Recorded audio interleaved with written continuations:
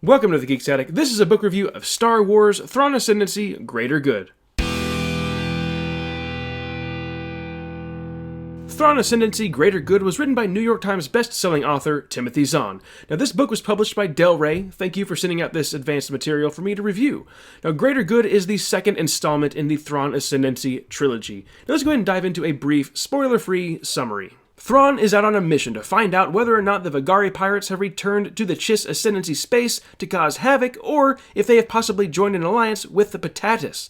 Now, during this investigation, Thrawn has a run-in with a group of refugees who believe that their world and or its inhabitants have been destroyed. The Magus, or the leader of these people, has the authority to order the rest of her race to end their lives to join the Beyond. Okay, and if they do this, they'll be one with their world once again in a different form. Now, Thrawn takes it upon himself to prevent these people from killing themselves and to find their world and prove to them that, hey, life continues, everything's gonna be fine. Elsewhere in Chiss space, a rare, expensive material is given to a member of the Zodlak family as a gift. Now, the after effects of this gift brings the Zodlak family to call its members together, withdrawing warriors and officials within the Ascendancy to report in to a family emergency. So the Zodlak finds the origins of this material and wants to claim it for themselves. Now, this could potentially bring them back into the ruling family status, which is what these families want. They want to be part of the ruling group. There's only 9. They want to be part of that 9. So, will Thrawn prevent an alien race from committing mass suicide? Will the Zodlak family bring about a civil war? How about Jixtus, the villain behind the scenes? Is he going to get what he wants? You're just going to have to read the book to find out the answers to those questions. Let's go ahead and talk about characters. There's a handful of characters that push the plot forward. They've all got complicated names. I'm just going to mention a few characters here, and of course, one of them is going to be Thrawn. As always, Thrawn seems to have the upper hand. He's a problem solver, a leader, an artist. He still has an issue with authority, like he did in the first book. Bakif, the general of the Chiss Defense Force, lets Thrawn know that the Ascendancy is hesitant in allowing Thrawn to venture too far out into unknown space. Thrawn's confrontation with Yiv the Benevolent brought unwanted attention by the Syndicure, which is like the leading group of the Chiss Ascendancy. As a result, the Syndicure does not want the Expansionary Defense Fleet to be spread out too thin across space. Thrawn has to be reminded of the Ascendancy policy that no military action should be taken unless the Ascendancy territory is attacked first. Thrawn kind of disagrees with that.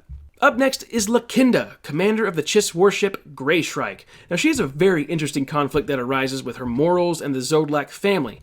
Now, with events that she faces, it gives us a deeper insight into how the families operate and that choice that the Chiss have to make between their duties and family.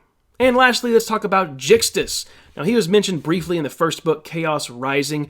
In this tale, he's brought into the story just a little bit more. He's very mysterious. He's that robed figure in the shadows. He's got a spy gathering intel on the Chiss.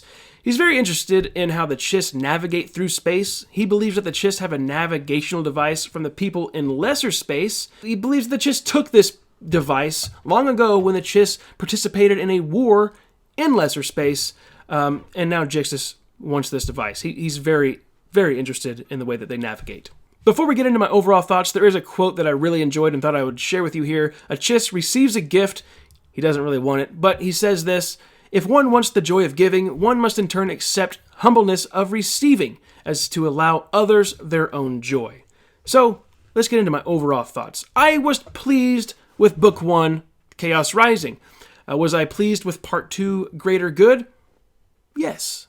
Yes, I was. This book offers an excellent story. Now, it's widely known as the second book in the Thrawn trilogy, like the third Thrawn trilogy, the second in canon, but it's so much more than just a Thrawn story. There's a lot of stuff going on. There are many characters in this book that play a critical role in pushing the plot forward. There is a lot of conflict in this story, and it's handled so very well by Timothy Zahn. He brings a whole new level of drama in this book involving differences in alien species, Chiss families, and authoritative conflict within the Ascendancy itself.